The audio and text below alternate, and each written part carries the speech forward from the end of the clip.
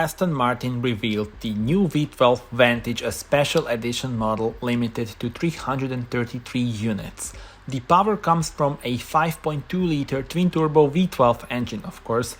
It produces 700 PS and 753 Nm of torque. That allows this car to go from 0 to 60 miles per hour in just 3.4 seconds. The power is fed through a ZF 8-speed automatic transmission and mechanical limited slip differential mounted at the rear of the car.